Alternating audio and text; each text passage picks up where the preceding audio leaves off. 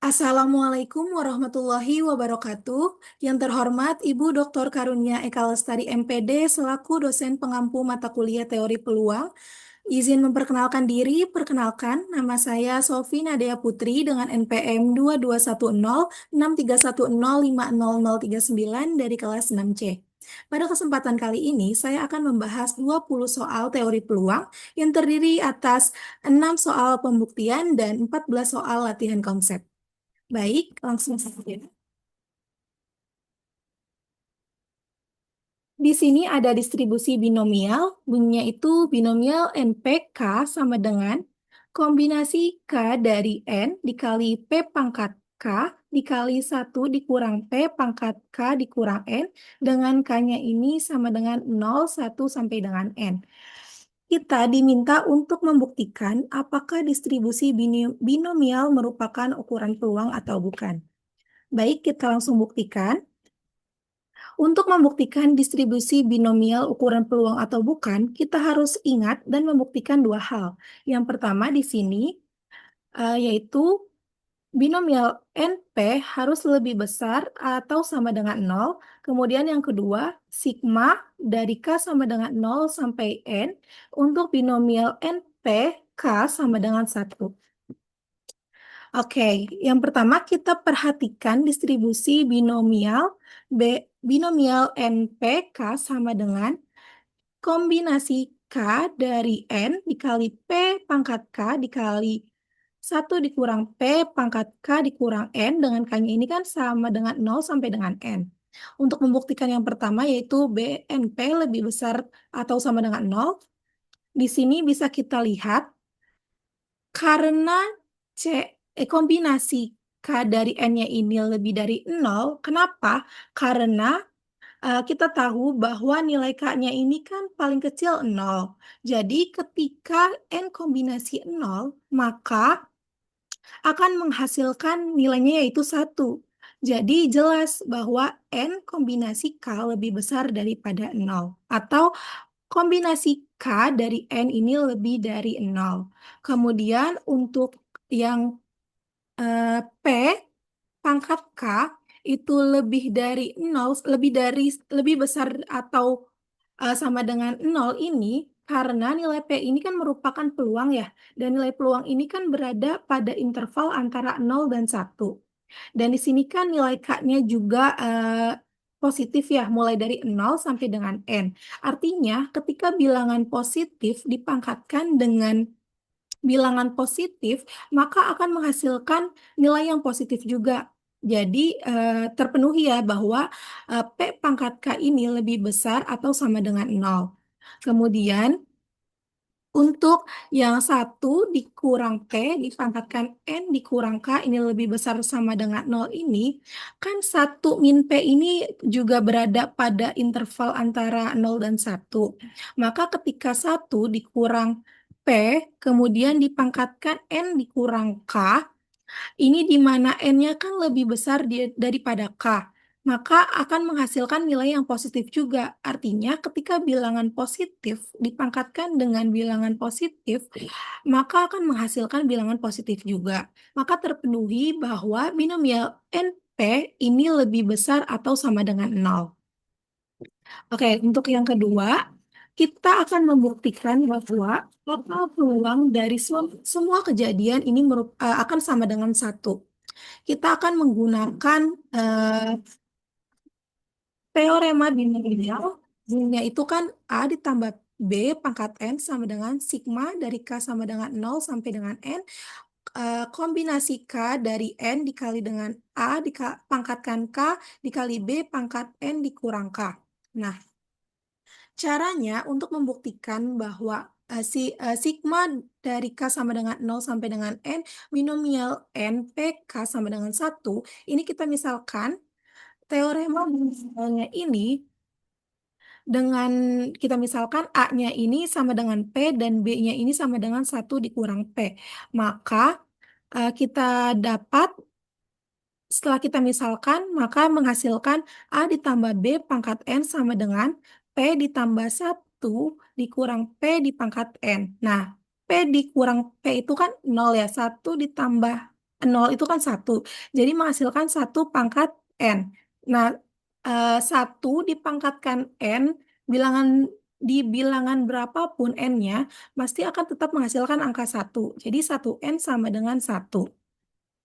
Setelah itu, selanjutnya kita akan hmm, mensubstitusikan. Nah, ini kan bentuknya tadi sigma dari K sama dengan nol sampai dengan N, binomial NPK sama dengan sigma dari K sama dengan nol sampai N, kombinasi K dari N dikali A dipangkatkan K dikali B pangkat N min K.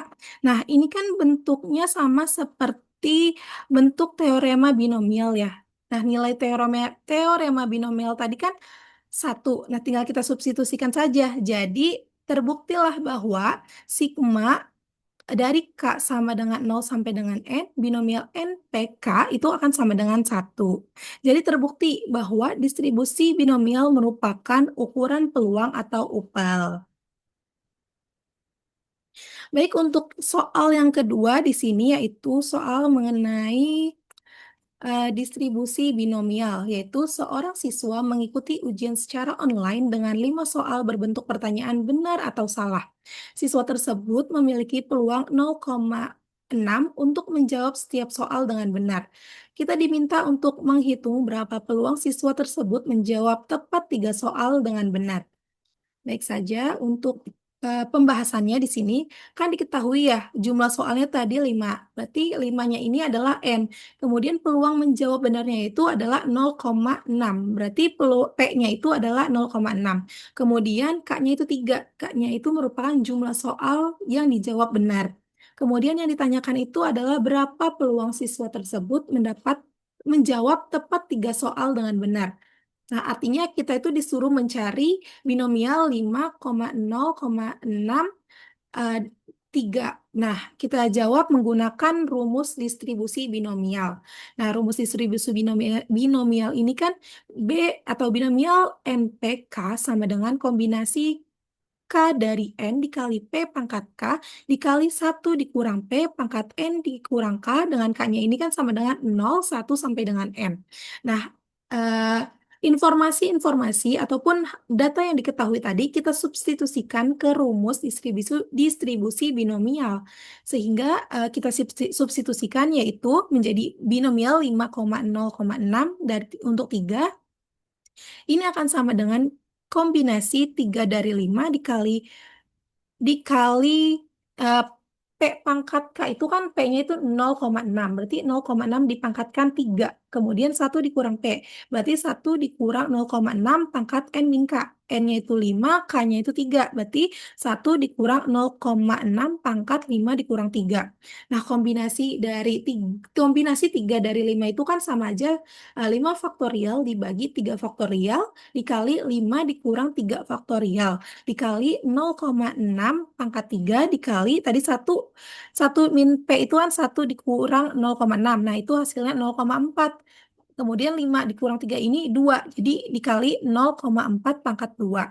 Kemudian sama dengan 5 faktorial dibagi 3 faktorial dikali 2 faktorial dikali 0,6 pangkat 3 ini kan hasilnya 0,216. Kemudian dikali 0,4 pangkat 2 itu hasilnya 0,16. Sehingga menghasilkan 5 faktorial dibagi 3 faktorial 2 faktorial itu menghasilkan 20 dibagi 2 dikali dengan 0,216 dikali 0,16 itu menghasilkan 10, 20 bagi 2 itu 10, kemudian dikali 0,216 dikali 0,16 dan hasilnya adalah 0,3456. Jadi peluang siswa tersebut menjawab tepat 3 soal dengan benar adalah 0,3456. Baik, untuk yang ketiga ini mengenai proposisi 1.4.20 mengenai distribusi Poisson atau ya Poisson. Nah, bunyi dari distribusi Poisson itu kan Poisson lambda K sama dengan lambda pangkat K dibagi K faktorial dikali E atau bilangan Euler pangkat negatif lambda. Dengan K-nya ini kan merupakan anggota dari N0 atau bilangan asli. Nah, bilangan asli itu kan dimulai dari angka 1 sampai dengan tak hingga. Nah, di sini kita diminta untuk membuktikan apakah distribusi Poisson ini merupakan ukuran peluang atau bukan. Langsung saja untuk pembuktiannya, kita harus ingat dan perhatikan bahwa ada dua hal yang harus kita buktikan, apakah dia merupakan ukuran peluang atau bukan. Nah, yang pertama, apakah Poisson lambda ini lebih dari nol? Kemudian yang kedua, apakah sigma dari K sama dengan nol sampai dengan tak hingga Poisson lambda K sama dengan satu? Baik, untuk membuktikannya kita harus perhatikan bunyi dari distribusi Poisson tersendiri. Di mana kan tadi bunyinya itu Poisson lambda K sama dengan lambda pangkat K dibagi K faktorial dikali pangkat negatif lambda dengan K-nya ini merupakan elemen bilangan asli. Oke, kita buktikan yang pertama, Poisson lambda lebih dari nol. Nah, di sini eh, lambda kita buktikannya secara tersirat ya. Di sini lambda pangkat K lebih dari nol. Kenapa? Karena nilai K-nya ini kan tadi merupakan bilangan asli ya. Iya, bilangan asli. Nah, di bilangan asli yang lebih dari nol. Benar kan? Nah, kalau si dipangkatkan dengan bilangan asli, maka hasilnya akan lebih dari nol. Kemudian K faktorial. Nah, K-nya ini kan tadi lebih bilangan merupakan bilangan asli ya. Nah, bilangan asli N0. N0 itu berarti dimulai dari nol. Nah, nol faktorial pun itu menghasilkan satu. Jadi sudah jelas dong bahwa K faktorial ini lebih dari nol. Kemudian eh, pangkat negatif lambda ini lebih dari nol, di mana bisa kita ubah bentuknya menjadi satu per pangkat lambda itu lebih dari nol. Nah, kita kita tahu bahwa nilai ini atau bilangan Euler ini nilainya itu 2,178 sekian. Kemudian lambdanya ini juga lebih dari nol kan. Jadi sudah terbukti bahwa kalau misalkan satu dibagi dengan bilangan yang lebih dari nol ataupun bilangan positif, maka hasilnya juga akan lebih dari nol. Nah, maka dilihat dari pembuktian ini, maka bisa kita simpulkan nih bahwa Poisson lambda ini lebih dari nol dan terpenuhi. Kemudian untuk pembuktian yang kedua yaitu sigma dari K sama dengan nol sampai dengan tak hingga untuk Poisson maksud saya untuk Poisson lambda K sama dengan satu. Nah, jadi kita membuktikan berdasarkan definisi. Definisinya itu kan sigma dari K sama dengan nol sampai dengan tak hingga dikali lambda pangkat K dibagi K faktorial dikali pangkat negatif lambda. Kemudian karena di sini yang bergerak adalah K-nya, maka pangkat negatif lambdanya ini bisa kita pindahkan ke depan menjadi pangkat negatif lambda sigma K sama dengan nol sampai dengan tak hingga dikali lambda pangkat K dibagi K faktorial. Nah, di sini kita membutuhkan bantuan. Nah, kita di sini menggunakan deret Maclaurin pada fungsi eksponensial. Bunyi deret Maclaurin pada fungsi eksponensial itu kan pangkat X sama dengan sigma dari K sama dengan nol sampai tak hingga dan sampai tak hingga untuk X pangkat K dibagi K faktorial. Nah, untuk menyamakan bentuknya, di sini kita misalkan X-nya ini adalah lambda. Sehingga dari manipulasi deret Maclaurin ini, yang kita misalkan X-nya sama dengan lambda, berubah menjadi pangkat lambda sama dengan sigma dari K sama dengan nol sampai tak hingga untuk lambda pangkat K dibagi K faktorial. Nah, jadi setelah itu kita kembali lagi nih ke yang definisi tadi. Tadi kan sudah kita peroleh nih. Di sini E, pangkat negatif lambda dikali sigma K sama dengan nol sampai dengan tak hingga untuk lambda pangkat K dibagi K faktorial ini kan si sigma dari K sama dengan nol sampai lambda sampai sampai tak hingganya ini untuk lambda pangkat K dibagi K faktorial ini kan sama dengan deret Maclaurin yang udah kita manipulasi ya kayak yaitu menjadi pangkat lambda. Jadi tinggal kita substitusikan saja sehingga menghasilkan pangkat negatif lambda dikali pangkat lambda. Nah, ini kan pangkat negatif lambda dikali pangkat lambda ini hasilnya adalah satu. Jadi terpenuhi untuk untuk sigma dari K sama dengan 0 sampai dengan T hingga Poisson lambda K sama dengan satu. Jadi terbukti bahwa distribusi Poisson ini merupakan ukuran peluang atau upel. Baik, untuk selanjutnya di sini ada soal yang keempat, yaitu seorang teknisi di sebuah perusahaan jaringan mencatat jumlah gangguan koneksi internet yang terjadi setiap minggu.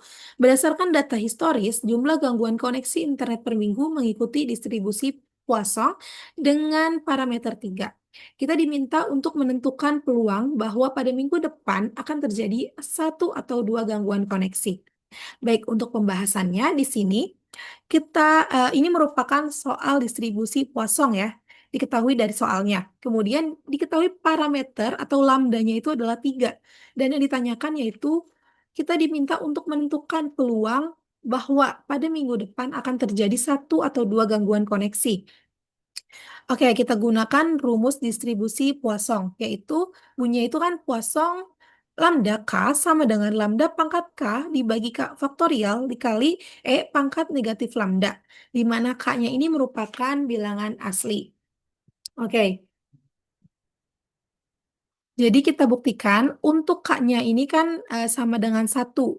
Nah, jadi Poisson, kita masukin nih data-data yang diketahui ke rumus Poissonnya. Jadi untuk K sama dengan satu itu kan Poisson 3, Poisson lambdanya kan 3. Jadi Poisson 3, K-nya kita ganti satu. Jadi Poisson 3 satu sama dengan lambdanya diganti 3, jadi 3 pangkat satu dibagi satu faktorial dikali pangkat negatif 3. Negatif lambdanya, negatif lambda. Nah, negatif lambda kan 3 tadi lambdanya ya. Nah, jadi menghasilkan 3 pangkat satu itu 3 dibagi satu faktorial itu kan satu. Jadi 3 per satu dikali pangkat negatif 3. Nah, 3 pangkat satu itu 3 dikali pangkat negatif 3. Nah, oh iya, untuk ini kan bilangan Euler yang nilainya itu 2,178 sekian ya. Jadi bisa kita dapat hasilnya yaitu 3 dikali 0,049781 dan menghasilkan 0,1493613.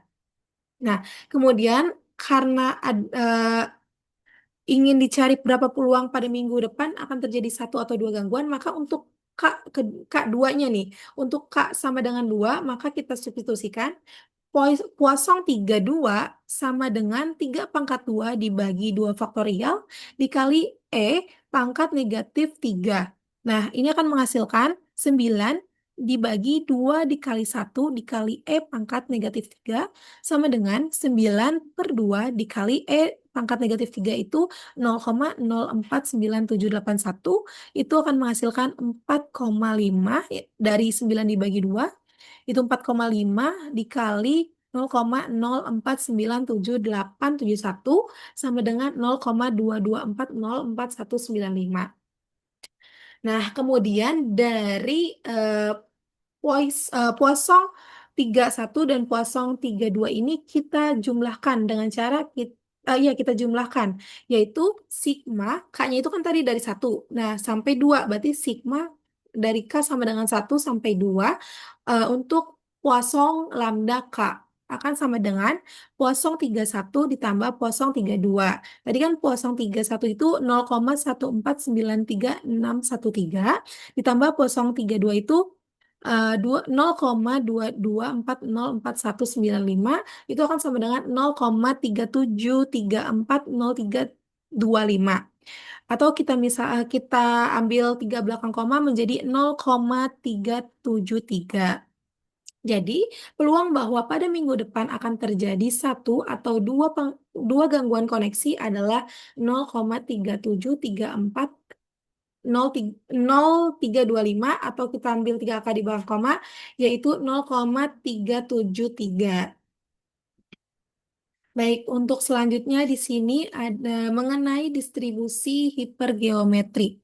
Nah, di sini ada distribusi hipergeometri yang bunyinya itu hipergeometri n besar, n kecil, m besar, m kecil sama dengan kombinasi m kecil dari m besar, kombinasi n kecil dikurang m kecil dari n besar dikurang m besar dibagi kombinasi n kecil dari n besar. Kita diminta untuk membuktikan apakah distribusi hipergeometri ini merupakan upel atau ukuran peluang. Maka kita buktikan ya. Oke, untuk pembuktiannya kita ingat untuk membuktikan apakah dia upel atau bukan.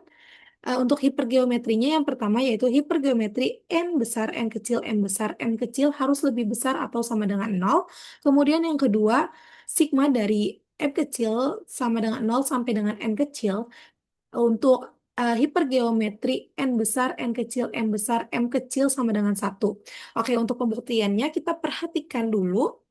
Untuk pembuktian pertama ya, kita perhatikan bunyi dari distribusi hipergeometri itu kan hipergeometri atau H, N besar, N kecil, M besar, M kecil itu sama dengan C atau kombinasi M kecil dari M besar dikali kombinasi N kecil dikurang M kecil dari N besar dikurang M besar dibagi kombinasi N kecil dikali N besar.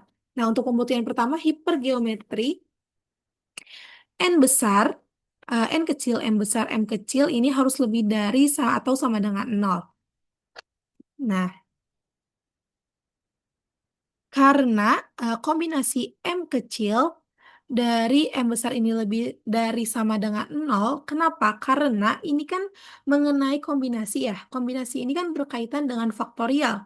Nah, eh, faktorial dari nol aja, misalkan M-nya ini nol, berarti kan M faktorial itu atau nol faktorial itu satu. Sudah jelas dong bahwa satu ini lebih besar daripada nol. Maka untuk para kombinasi-kombinasi ini sudah jelas bahwa akan menghasilkan lebih dari nol. Maka terbukti atau terpenuhi bahwa hipergeometri N besar, N kecil, N besar, M kecil lebih dari atau sama dengan nol. Kemudian untuk membuktikan yang kedua yaitu sigma M kecil sama dengan nol sampai dengan N, hipergeometri atau H, N besar, N kecil, N besar, N kecil sama dengan satu. Ini kita lihat dulu ya. Bisa kita lihat bahwa sigma dari M kecil sama dengan nol sampai dengan N itu kan eh iya, sigma M kecil sama dengan nol sampai dengan N untuk kombinasi M kecil dari M besar, kombinasi N kecil dikurang M kecil dari N besar dikurang M besar dibagi kombinasi N kecil dari N besar itu sama dengan kita lihat ya. Oke, ini bisa kita pindahkan si kombinasi yang bawah, kombinasi N kecil dari N besar ini ke ruas depan, keluar gitu, menjadi satu dibagi kombinasi N kecil dari N besar, sigma dari M kecil sama dengan nol sampai dengan N kecil, untuk kombinasi M kecil sampai dari M besar dikali kombinasi N kecil dikurang M kecil dari N besar dikurang M besar. Nah, di sini kita gunakan bantuan dari identitas van der Monde, di mana bunyinya itu untuk setiap K, M bintang, N bintang, itu merupakan bilangan elemen ataupun anggota bilangan asli, maka berlaku sigma J sama dengan nol sampai dengan K untuk kombinasi J dari N bintang dikali dengan kombinasi K dikurang J dari M bintang akan sama dengan kombinasi K dari N bintang ditambah M bintang. Nah, untuk membantu membuktikan yang kedua ini, kita harus manipulasi dengan cara kita misalkan nih, N bintangnya ini sama dengan M, biar bentuknya itu sama dengan em, hipergeometri. Jadi kita misalkan N bintangnya ini adalah M besar, kemudian M kecilnya ini kita misalkan yaitu sama dengan N besar dikurang M besar, kemudian J-nya ini akan sama dengan M. Kemudian K dikurang J-nya ini sama dengan N dikurang M, di mana kita bisa dapat nilai K-nya ini merupakan dengan cara si J-nya kita pindah ruaskan ke kanan, sehingga menghasilkan M kecil dikurang M kecil ditambah J. Kemudian kita dapat K-nya itu N kecil dikurang M kecil ditambah M kecil, dan K-nya kita dapat yaitu sama dengan N. Kemudian untuk N bintang ditambah M bintang ini kita misalkan sama dengan M besar ditambah M bintang itu kan tadi kita udah misalin N besar dikurang M besar. Maka kita kita substitusikan aja. Jadi N bintang ditambah M bintang itu sama dengan M besar ditambah N besar ditambah M besar. Kemudian untuk itu kita dapat ya, untuk itu kita dapat di sini N bintang ditambah M bintangnya itu adalah sama dengan N. Mohon maaf, di sini ada kekeliruan. Di sini N bintang ditambah M bintang sama dengan M ditambah, tadi kan M bintangnya ini N dikurang M bintang ya. Maka kita substitusikan jadi M besar ditambah N dikurang N besar dikurang M besar. Nah, baru menghasilkan deh N bintang ditambah M bintang ini sama dengan N besar. Jadi, diperoleh dari bentuk manipulasi ini, dari bentuk manipulasi identitas van der Monde-nya ini, diperoleh sigma dari M sama dengan 0 sampai dengan N kecil, untuk kombinasi M kecil dari M besar, dikali kombinasi N kecil dikurang M kecil, dari N besar dikurang M besar, itu akan sama dengan kombinasi N kecil dari N besar. Sehingga tinggal kita substitusikan. Tadi kan bentuknya itu sigma dari M sama dengan 0, sigma M sama dengan 0 dari N untuk kombinasi M kecil dari M besar, kok dikali kombinasi N kecil dikurang M besar, dari N besar dikurang M besar dibagi kombinasi N dari N besar itu sama dengan, itu kan tadi sama dengan 1 dibagi kombinasi N kecil dari N besar. Dikali dengan sigma dari M kecil sama dengan 0 sampai N kecil untuk kombinasi M kecil dari M besar dikali kombinasi N kecil dikurang M besar, M kecil dari N besar dikurang M besar ya. Nah, tadi kan kita udah manipulasi nih dari identitas van der Monde. Jadi sigma ini, sigma M kecil sama dengan 0 sampai dengan N kecil ini, yang ini, itu sama dengan kombinasi N kecil dari N besar kan. Jadi tinggal kita ganti saja, tinggal kita substitusikan, kita ganti maksudnya. Jadi sama dengan 1/kombinasi N kecil dari N besar ini dikali dengan kombinasi N kecil dari N besar. Nah, ini kan tinggal dicoret ya, jadi memenuhi akan sama dengan 1. Jadi terbukti bahwa distribusi hipergeometri ini merupakan ukuran peluang. Baik, untuk selanjutnya di sini ada soal yang keenam, yaitu sebuah toko elektronik menerima 20 kabel charger, namun setelah dicek ternyata 5 diantaranya rusak. Jika petugas memilih secara acak 5 kabel untuk dicek, berapa peluang ditemukan 3 kabel yang dicek tersebut rusak? Untuk pembahasannya, di sini kita tulis yang diketahui yaitu banyak kabel, yaitu 20. 20 ini adalah N-nya. Kemudian kabel yang rusak ada 5, yaitu M besarnya. Kemudian tadi banyaknya kabel itu adalah N besarnya ya. Kemudian kabel yang rusak itu M besarnya. Kabel yang akan dicek itu 5, yaitu N kecilnya. Kemudian yang ditanya adalah M kecil, yaitu yang ditanya berapa peluang ditemukan 3 kabel yang dicek tersebut rusak. Di sini kita menggunakan rumus distribusi hipergeometri. Rumusnya yaitu hipergeometri N besar, N kecil, M besar, M kecil sama dengan ini kan rumusnya. Nah, tinggal kita substitusikan saja informasi yang diketahui ke dalam rumus distribusi hipergeometrinya, sehingga menghasilkan kombinasi 3 dari 5 dikali kombinasi 5 dikurang 3 dari 20, dari 20 dikurang 5 dibagi kombinasi 5 dari 20 akan menghasilkan kombinasi 3 dari 5 dikali kombinasi 2 dari 15 dibagi kombinasi 5 dari 20 akan sama dengan 10 itu hasil dari kombinasi 3 dari 5. Terus kombinasi 2 dari 15 ini adalah 105. Jadi 10 dikali 105 dibagi kombinasi 5 dari 20 itu adalah 15.504. Akan sama dengan 1050 dibagi 15.504. Hasilnya adalah 0,0677. Untuk cara perhitungannya itu bisa dilihat di atas kanan untuk mencari nilai kombinasinya. Jadi bisa kita simpulkan bahwa peluang ditemukan 3 kabel yang dicek tersebut rusak adalah 0,0677. Baik, untuk soal selanjutnya yaitu soal yang ketujuh, seorang teknisi laboratorium sedang menguji reaksi kimia dari suatu senyawa baru. Setiap kali percobaan dilakukan, ada peluang 0,4 bahwa reaksi berhasil.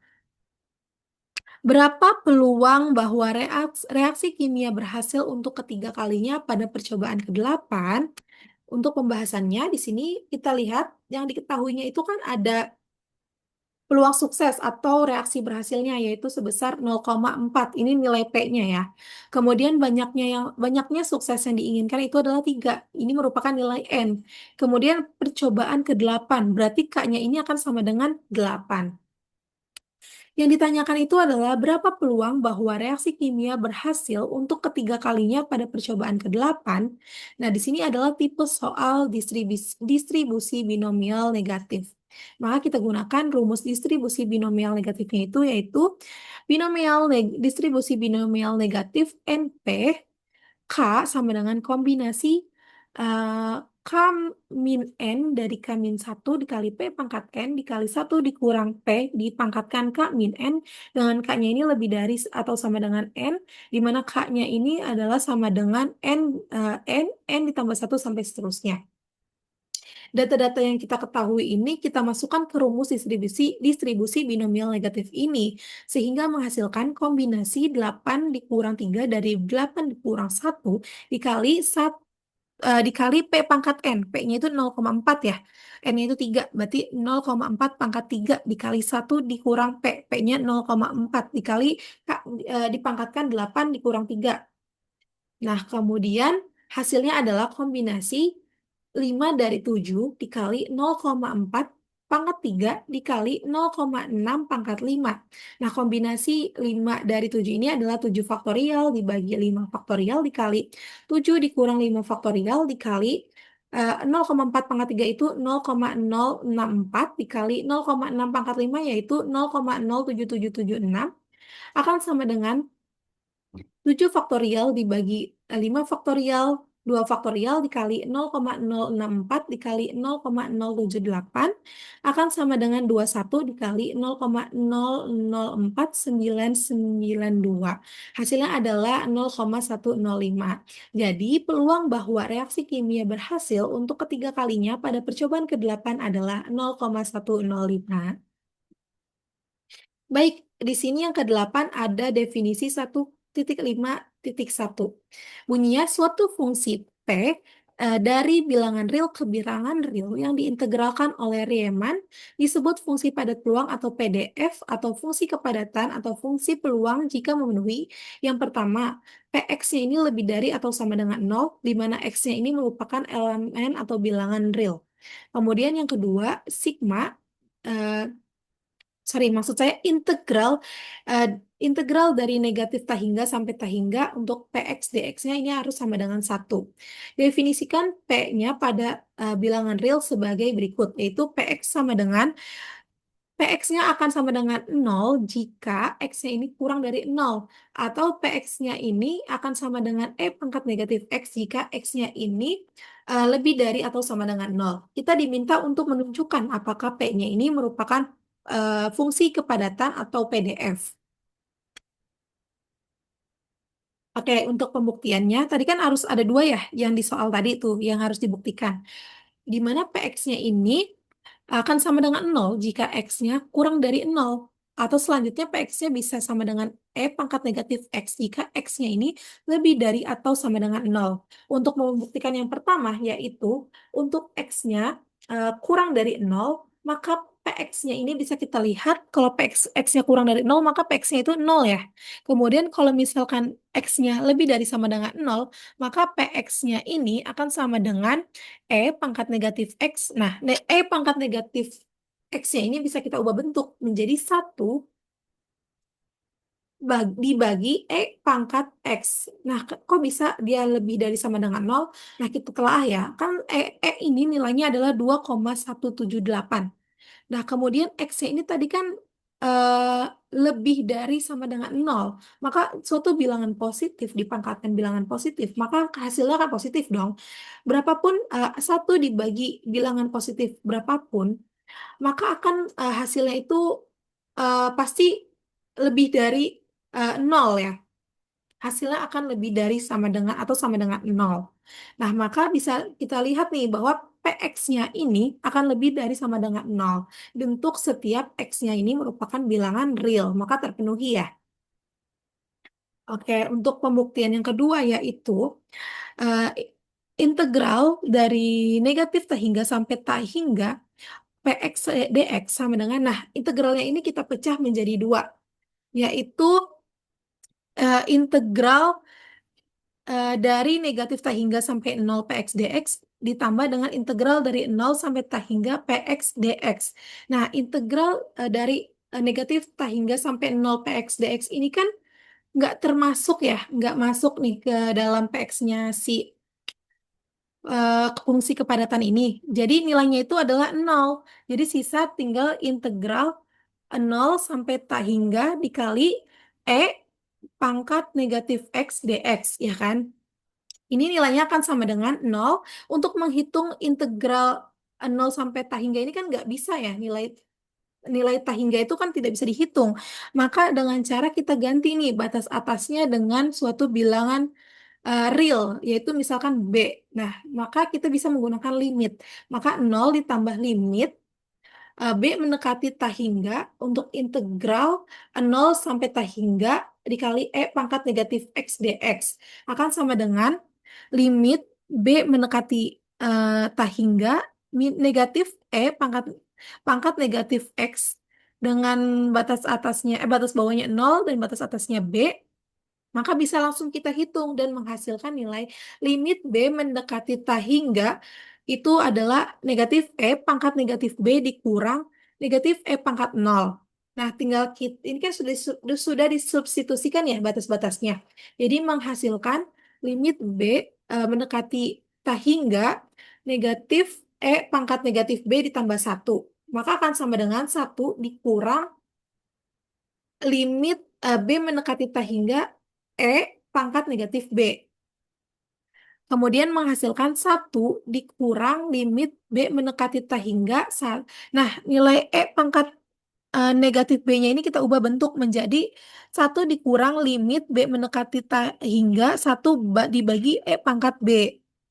Nah, 1 dikurang, nah kok limit B mendekati tak hingga 1 dibagi E pangkat B ini adalah 0? Iya dong, karena kan E ini merupakan bilangan Euler ya. B-nya ini kan kita nggak tahu ya. Sangat apa nilainya itu mendekati tak hingga, maka bisa jadi dia tuh 0, berapa gitu, 0, sekian. Jadi 1 dikurang 0 sama dengan 1. Maka terpenuhi integral dari negatif tak hingga sampai tak hingga Px dx ini akan sama dengan 1. Jadi terbukti bahwa P adalah fungsi padat peluang atau PDF. Oke, baik. Untuk yang kesembilan yaitu ada distribusi gamma. Di sini ada fungsi gamma Euler, yaitu gamma X sama dengan integral dari 0 sampai dengan tak hingga S pangkat X dikurang 1 dikali E pangkat negatif X S ds untuk X-nya ini lebih dari 0. Nah, di sini terdapat PDF distribusi gamma dengan alfa betanya ini lebih dari 0. Maka P atau P alfa beta X-nya ini akan sama dengan 0 jika X-nya ini kurang dari atau sama dengan 0, dan P alfa beta X-nya ini akan sama dengan 1 dibagi alfa pangkat beta gamma beta dikali X pangkat beta dikurang satu dikali pangkat negatif X dibagi beta jika X-nya ini lebih dari nol. Kita diminta untuk membuktikan apakah P alfa beta X ini merupakan fungsi padat peluang atau bukan. Oke, untuk pembuktiannya di sini harus membuktikan dua hal, yaitu P alfa beta X ini harus lebih dari sama dengan nol, lebih dari atau sama dengan nol. Kemudian yang kedua kita buktikan apakah integral dari negatif tak hingga sampai tak hingga P alfa beta X-nya ini akan sama dengan satu. Nah, untuk pembuktian yang pertama bisa kita lihat di sini ya, di definisi tadi. Eh, Jika X-nya kurang dari sama dengan nol, nih jika X-nya kurang dari sama dengan nol, maka P alfa beta X-nya ini akan sama dengan nol. Kemudian jika X-nya lebih dari nol, maka P alfa beta X-nya ini akan sama dengan satu dibagi alfa pangkat beta dikali gamma beta dikali X pangkat beta dikurang satu dikali di pangkat X dibagi alfa. Oke, perhatikan karena alfa pangkat beta itu kan lebih dari nol. Kok bisa? Karena alfanya sama betanya tadi kan di definisi sudah dijelaskan ya, bahwa alfa betanya ini lebih dari nol. Maka sudah jelas dong, kalau alfa di pangkat beta itu akan lebih dari nol juga. Kemudian untuk gamma beta ini lebih dari nol. Jelas juga lebih dari nol karena betanya tersendiri juga adalah lebih dari nol. Kemudian untuk X pangkat beta dikurang satu itu kenapa bisa lebih dari nol? Karena kan tadi sudah tahu ya kalau betanya itu lebih dari nol. Maka sudah jelas bahwa X pangkat beta dikurang satu juga lebih dari nol. Ini pun sama. Bilangan pangkat negatif X dibagi alfa ini juga akan lebih dari nol. Maka terbukti atau terpenuhi bahwa P alfa beta X ini lebih dari atau sama dengan nol. Kemudian untuk pembuktian yang kedua yaitu integral dari negatif tak hingga sampai tak hingga P alfa beta X dx ini kan kita pecah nih jadi dua. Yang pertama yang nilainya ini nggak termasuk, kemudian yang kedua yang masuk. Nah, jadi untuk integral negatif tak hingga sampai dengan nol P alfa beta X dx ditambah dengan integral nol dari nol sampai tak hingga P alfa beta X dx. Nah, ini kan nilainya nol ya. Terus sisa ini dong yang ditambah si integral nol dari nol sampai tak hingga untuk satu dibagi alfa dipangkatkan beta gamma gamma beta kemudian dikali X pangkat beta dikurang satu dikali pangkat negatif X dibagi alfa dx. Nah, ini nih satu per satu dibagi alfa pangkat beta gamma gamma betanya ini kan merupakan konstanta ya. Jadi bisa kita pindahkan ke depan si integralnya. Jadi menjadi satu dibagi alfa pangkat beta gamma beta integral dari nol sampai sampai tak hingga untuk X pangkat beta dikurang satu dikali pangkat negatif X dibagi alfa dx. Oke, di sini kita misalkan untuk menghitungnya agar ya untuk dihitung kita misalkan U-nya itu adalah X dibagi alfa. Maka nilai X-nya ini adalah AU dong. Dan DX-nya ini kita dapat yaitu A sorry, X-nya ini adalah alfa U dong. Nah, jadi kita dapat nih DX-nya yaitu alfa DU. Tinggal kita substitusikanlah ke yang bentuk integral ini menjadi satu dibagi alfa pangkat beta gamma beta integral dari nol sampai tak hingga dikali kita ganti X-nya itu jadi alfa U ya. Terus beta dikurang satu dipangkatkan beta dikurang satu dikali dipangkatkan tadi kan negatif X per alfanya itu udah dimisalkan. Jadi negatif U alfa DU ya. Nah, kemudian akan menghasilkan si alfanya ini kita pindahkan, kita keluarkan dari integralnya. Sehingga menghasilkan satu dibagi alfa pangkat beta gamma beta dikali alfa pangkat beta dikurang satu dikali alfa integral nol dari nol sampai tak hingga untuk U pangkat beta dikurang satu dikali di pangkat negatif U du. Oke, selanjutnya akan sama dengan satu dibagi alfa pangkat beta gamma beta dikali alfa pangkat beta untuk integralnya nol sampai tak hingga U pangkat beta dikurang satu dikali E pangkat negatif U du. Nah, kita bisa lihat nih di sini bentuknya ini eh, bentuk si integral dari nol sampai tak hingga untuk U pangkat beta dikurang satu dikali E pangkat negatif U du ini kan sama aja kayak bentuk yang ini loh, yang di soal yang di pertama. Mana ya?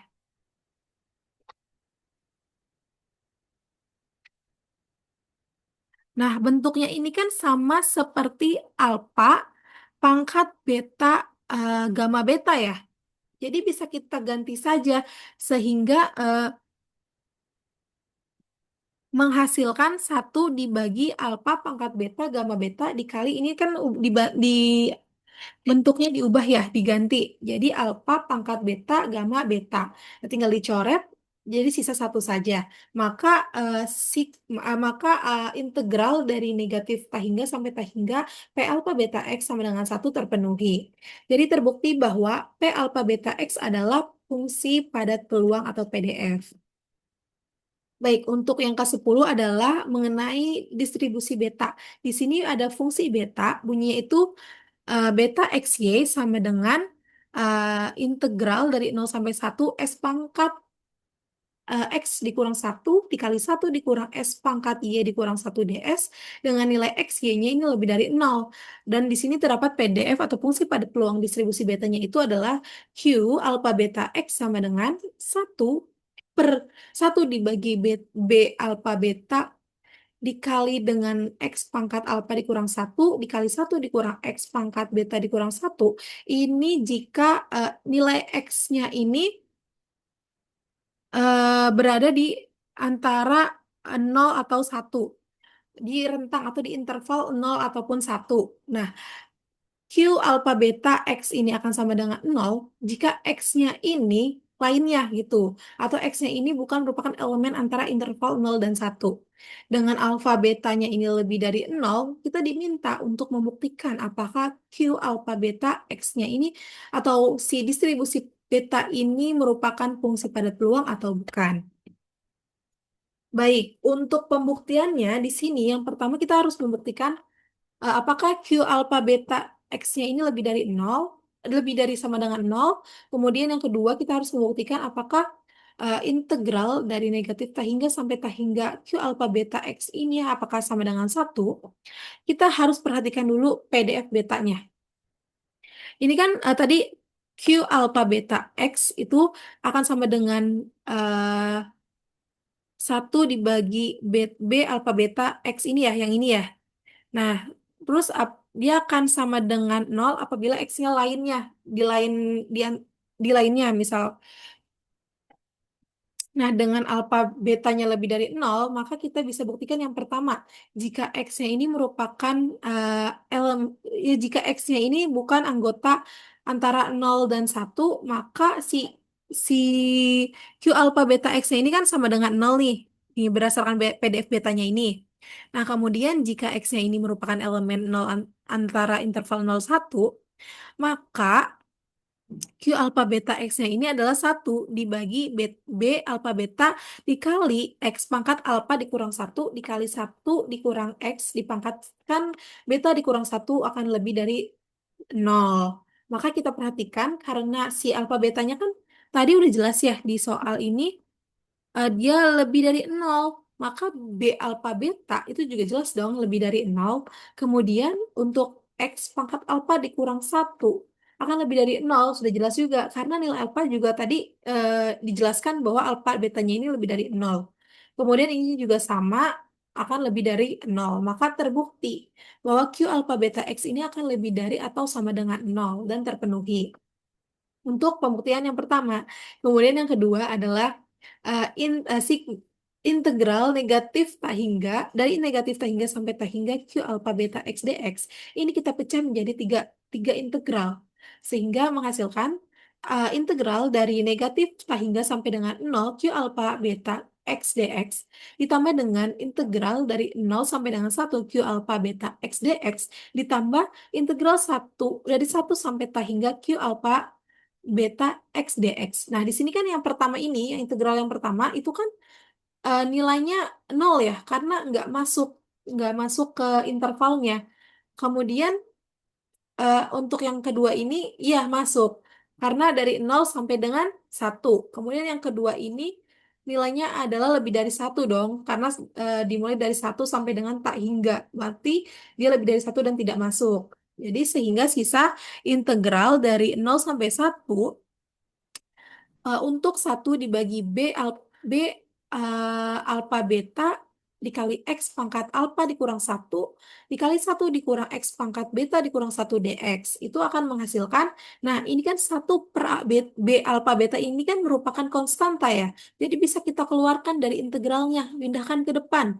Sehingga menghasilkan 1 dibagi B alpha beta integral 0, dari 0 sampai 1 untuk X pangkat alpha dikurang 1 dikali 1 dikurang X pangkat beta dikurang 1 dx.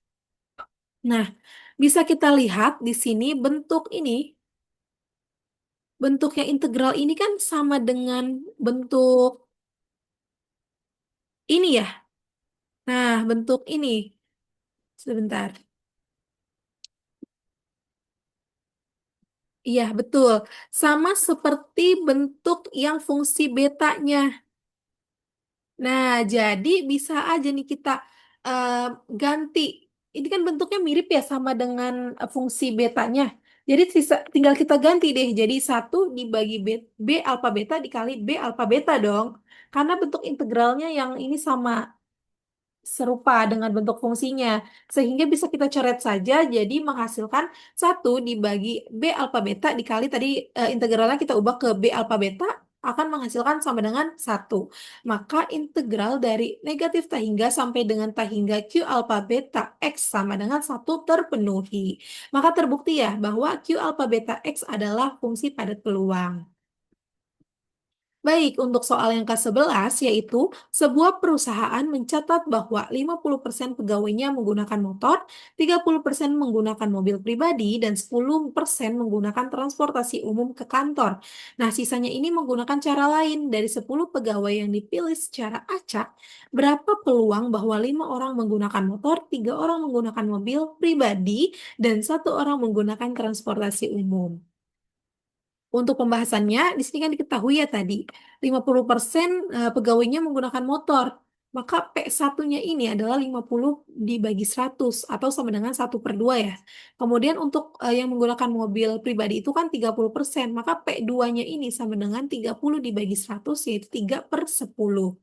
Kemudian 10%-nya ini kan tadi menggunakan transportasi umum, yaitu P3-nya berarti 10 dibagi 100, yaitu 1/10. Kemudian untuk yang menggunakan cara lainnya itu kan berarti, tadi kan ini kan harusnya 100% ya. 50% udah untuk motor, 30 mobil, 30% mobil, 10% transportasi umum, 10%-nya itu menggunakan cara lainnya. Berarti untuk si P4-nya, P4-nya itu akan sama dengan 10 dibagi 100, akan menghasilkan 1/10. Nah, total pegawainya ini adalah 10 pegawai yang dipilih, maksudnya 10 pegawai yang dipilih dipilih secara acak ya, untuk diketahui peluangnya. Nah, kemudian 10 pegawai ini maksud saya adalah N-nya ya. Kemudian yang ditanyakan adalah dari 10 pegawai yang dipilih, berapa sih peluang bahwa 5 orang menggunakan motor, kita misalin Kak satunya, kemudian 3 orang menggunakan mobil pribadi, saya misalkan di sini Kak 2, kemudian 1 orang menggunakan transportasi umum, berarti Kak 3-nya, dan Kak 4-nya itu kan 1 orang sisanya ya, kan dari 10 orang pegawai. Nah, sisanya itu 1 orang menggunakan cara lainnya, yaitu K4. Nah, ini tuh merupakan tipe soal dari distribusi multinomial. Nah, kita gunakan rumus distribusi multinomialnya, yaitu P, K1, K2 sampai dengan Km akan sama dengan eh, N K1, K2 sampai dengan Km Nah, ini tuh kombinasi ya, kombinasinya.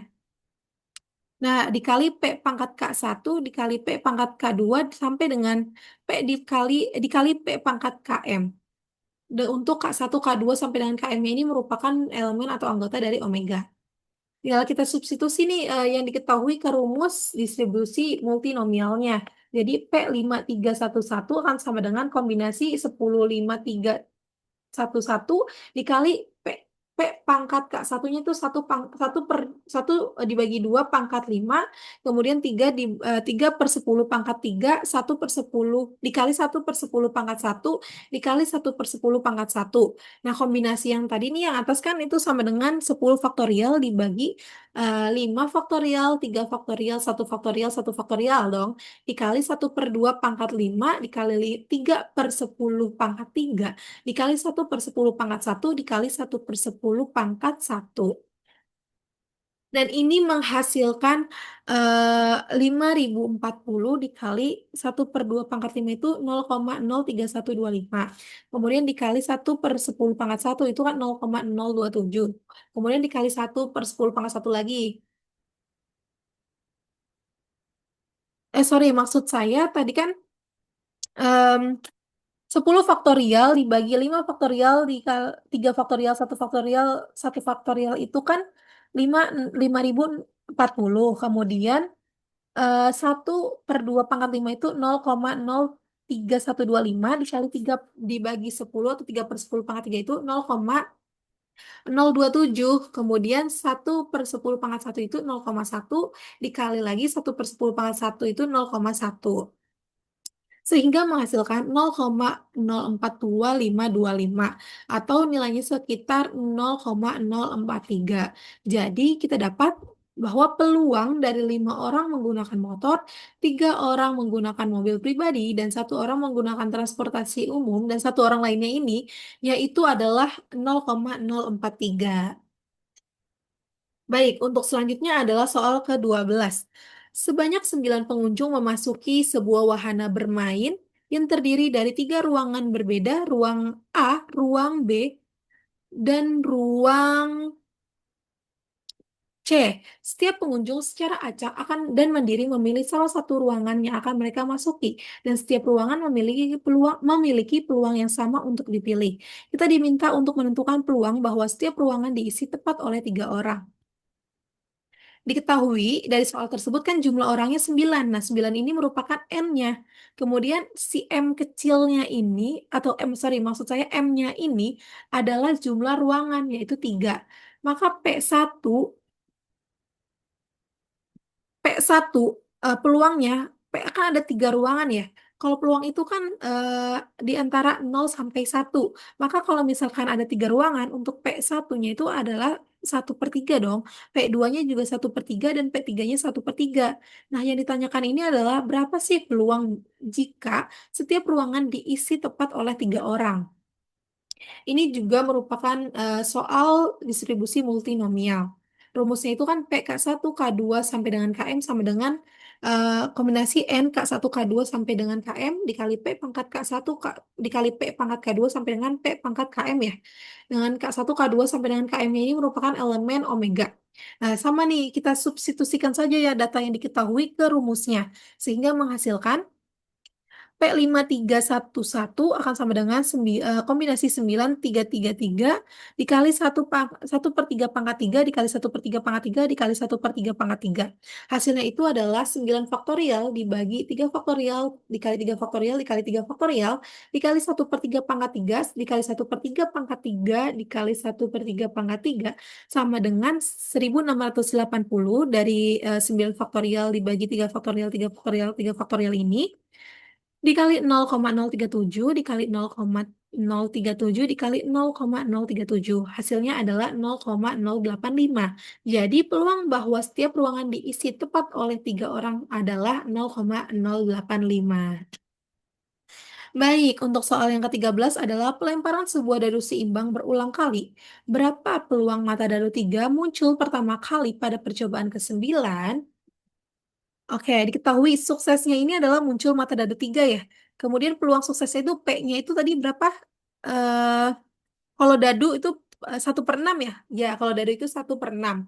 Kemudian K-nya ini adalah 9. Yang ditanya adalah berapa peluang mata dadu 3 muncul pertama kali pada percobaan ke-9. Ini merupakan soal distribusi geometri. Jadi kita gunakan rumus distribusi geometri yaitu geometri P, K sama dengan 1 dikurang P pangkat K dikurang 1 dikali P.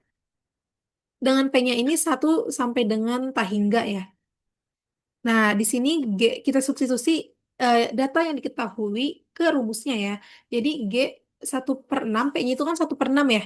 Nah, K-nya itu 9. Jadi G1/6 9 sama dengan 1 dikurang 1/6 dipangkatkan 9 dikurang 1 dikali 1/6 sama dengan 5/6 pangkat 8 dikali 1/6 akan sama dengan 5/8 dibagi 6/9.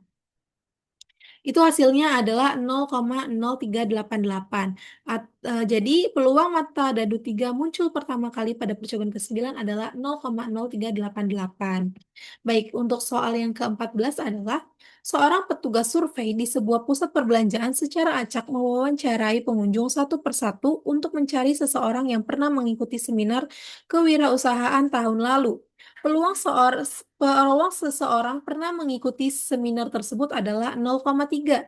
Berapa peluang petugas tersebut mewawancarai 2 orang yang belum pernah mengikuti seminar sebelum akhirnya berhasil menemukan orang pertama yang mengikutinya?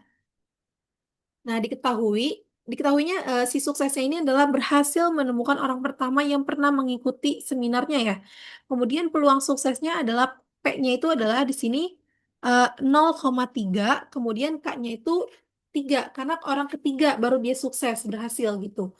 Jadi yang ditanyakan ini berapa sih peluang petugas tersebut mewawancarai 2 orang yang belum pernah mengikuti seminar sebelum akhirnya berhasil menemukan orang pertama yang pernah mengikuti seminar. Kita gunakan rumus distribusi geometri. Rumusnya itu kan GPK sama dengan 1 dikurang P pangkat K dikurang 1 dikali P ya. Dengan K-nya itu 1 hingga sampai tak hingga.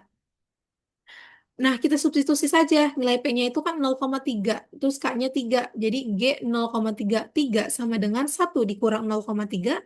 Pangkat 3 dikurang 1 dikali 0,3.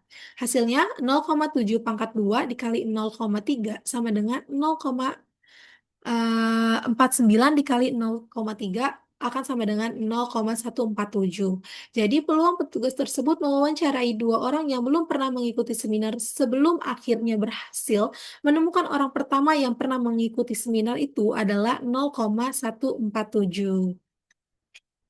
Baik, untuk soal yang ke-15 adalah dalam sebuah kantong terdapat 7 kelereng hijau dan 7 kelereng kuning.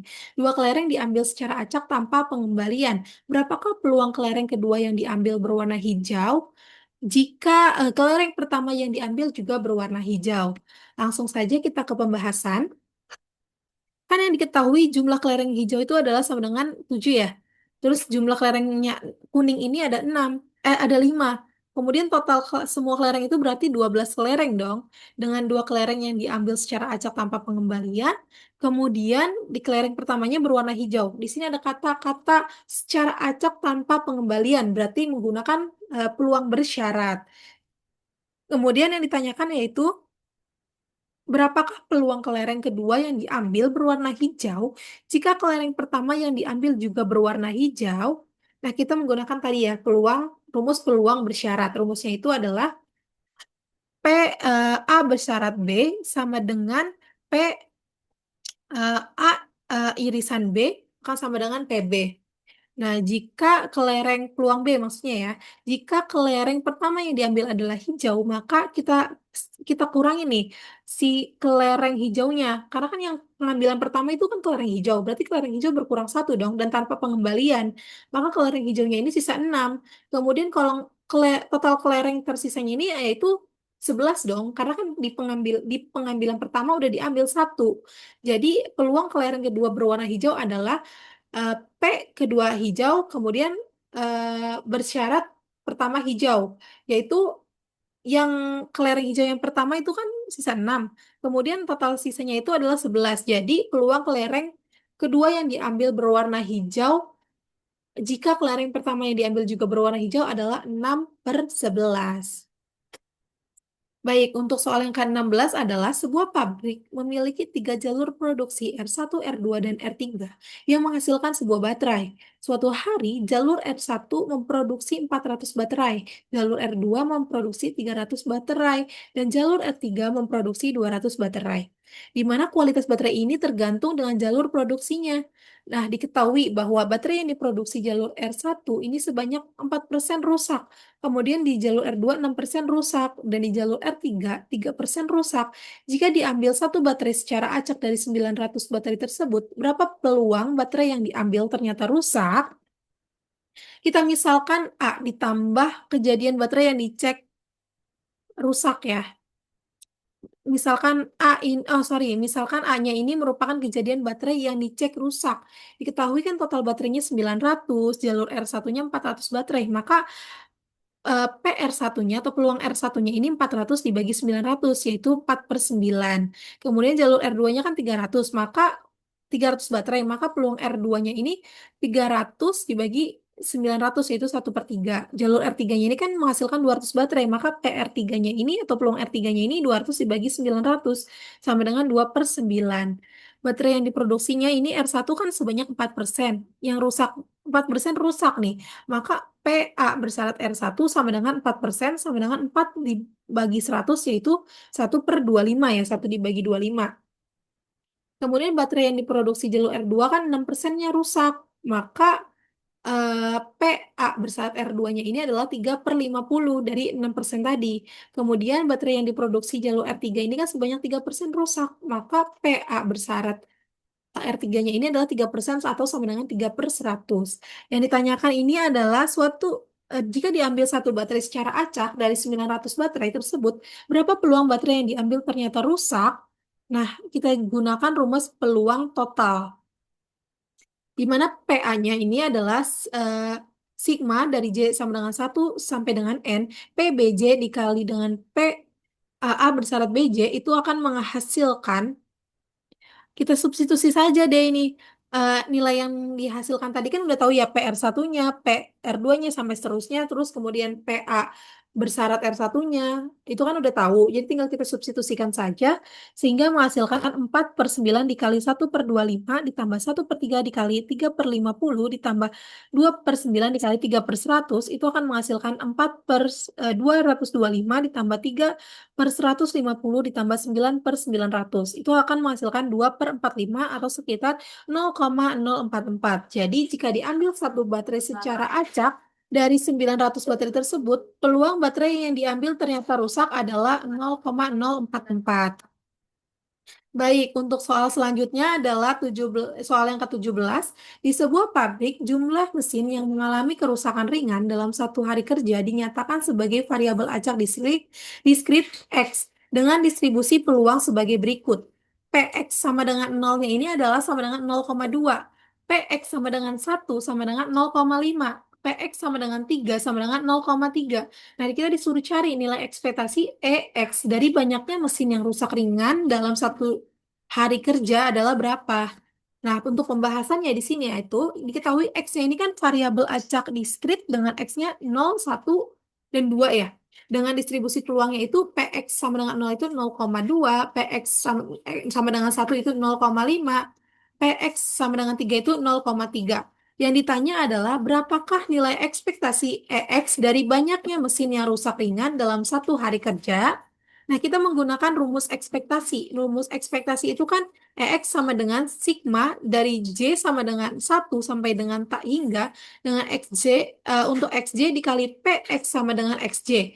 Nah, nilai ekspektasinya ini tinggal kita substitusikan saja. Berarti 0 0 XJ-nya itu dimulai X1-nya, berarti 0 ya X1-nya. Terus X2-nya itu X X1-nya 0, X2-nya itu 1, X2 X X3-nya itu 2. Tinggal kita substitusikan berarti terus PX sama dengan XJ itu kan sudah diketahui ya distribusi peluangnya. Jadi tinggal nilai ekspektasinya yaitu 0 dikali 0,2 ditambah 1 dikali 0,5 ditambah 2 dikali 0,3 akan sama dengan 0 ditambah 1 dikali 0,5 itu kan 0,5. Ditambah 2 dikali 0,3 itu 0,6. Jadi 0 ditambah 0,5 ditambah 0,6 adalah 1,1. Jadi nilai ekspektasi dari variabel acak X tersebut adalah 1,1. Baik, untuk soal selanjutnya yaitu soal yang ke-18.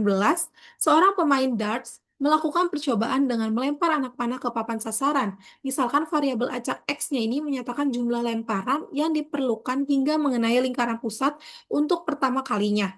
Jika peluang anak panah mengenai lingkaran pusat adalah 0,15, berapakah nilai ekspektasinya? Diketahui X ini kan menyatakan banyaknya lemparan hingga percobaan pertama berhasil ya.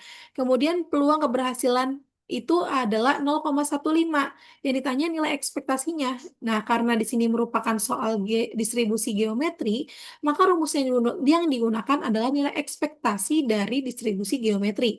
Rumusnya itu adalah 1/P. P-nya sudah kita ketahui, yaitu 0,15. Tinggal kita masukin ke rumus. Jadi 1/P sama dengan 1/0,15 atau nilai ekspektasinya adalah 6,667. Jadi nilai ekspektasi dari variabel acak X adalah 6,667. Baik, untuk soal yang ke-19 adalah di sebuah kafe populer, waktu antar kedatangan pelanggan yang memesan secara online mengikuti distribusi eksponensial dengan parameter parameter lambdanya itu sama dengan 0,2 per menit. Berapakah nilai ekspektasi waktu antar pemesanan pelanggan dalam menit? Nah, di sini pembahasannya diketahui waktu antar kedatangan pelanggan yang memesan secara online mengikuti distribusi eksponensial itu. Nah, kemudian parameternya itu diketahui lambdanya sama dengan 0,2. Berapa yang ditanyakan? Berapakah nilai ekspektasi waktu antar pemesanan pelanggan dalam menit? Nah, kita jawab ya menggunakan nilai ekspektasi karena di sini soalnya merupakan distribusi eksponensial, maka kita menggunakan rumus ekspektasi dari distribusi eksponensial. Rumusnya itu adalah 1/lambda. Maka lambdanya itu udah tahu kan, 0,2, tinggal kita masukin ke rumus nilai ekspektasinya, yaitu 1 dibagi 0,2 atau 1/0,2. Itu menghasilkan 5. Jadi nilai ekspektasi waktu antar pemesanan pelanggan adalah 5 menit. Kemudian untuk soal yang ke-20, yaitu seorang peserta pelatihan sertifikasi mengikuti 2 ujian kompetensi, yaitu ujian teori dasar dan ujian praktik lapangan. Diketahui bahwa peluang peserta lulus ujian teori dasar adalah 0,6, peluang peserta lulus ujian praktik lapangan adalah 0,5, peluang peserta lulus kedua ujian adalah 0,3. Kita diminta untuk menentukan yang pertama A, peluang peserta setidaknya lulus 1 ujian. Kemudian yang ke B, peluang peserta lulus ujian teori dasar tetapi tidak lulus ujian praktik lapangan. Baik, untuk pembahasannya di sini kan tadi diketahui kita misalkan dulu nih kejadian peserta lulus ujian TD-nya atau teori dasarnya itu adalah A. Kemudian kejadian peserta lulus ujian praktiknya ini adalah B. Kejadian peserta lulus kedua ujiannya ini adalah A irisan B. Maka kita dapat PA-nya ini kan sama dengan 0,6. Kemudian PB-nya itu 0,5 dan A irisan B itu adalah 0,3. Yang ditanyakan yang pertama, yang A-nya itu kan berapa peluang peserta setidaknya lulus salah satu ujian. Kemudian pertanyaan yang ke B, yang kedua yaitu berapa peluang peserta lulus ujian teori dasar tetapi tidak lulus ujian praktik lapangan. Nah, kita jawab nih. Yang pertama kita jawab dulu, berapa sih peluang peserta setidaknya lulus salah satu ujian? Artinya kita diminta untuk mencari PA di PA gabung B. Nah, rumusnya itu kan PA gabung B itu kan sama dengan PA ditambah PB dikurang PA irisan B dong. Nah, kita udah tahu nih PA-nya itu 0,6 ditambah PB-nya itu 0,5 dikurang PA irisan B itu 0,3. Jadi 0,6 ditambah 0,5 dikurang 0,3 itu adalah 0,8. Kemudian untuk soal yang B, kita jawab, kan itu mencari berapa sih peluang peserta lulus ujian teori dasar, tetapi nggak lulus ujian praktik lapangan. Artinya kita diminta untuk mencari PA bersyarat B. Nah, rumusnya itu kan PA dikurang PA irisan B ya. Nah, PA-nya ini udah kita dapet nih, yaitu 0,6. Kemudian PA irisan B itu kan 0,3 ya. Jadi 0,6 dikurang 0,3 adalah 0,3. Jadi kesimpulannya, peluang peserta yang setidaknya lulus salah satu ujian adalah 0,8 dan peluang peserta lulus ujian teori dasar tetapi tidak lulus ujian praktik lapangan adalah 0,3. Mungkin cukup sekian pembahasan soal teori peluang dari saya. Kurang lebihnya mohon maaf. Terima kasih. Wassalamualaikum warahmatullahi wabarakatuh.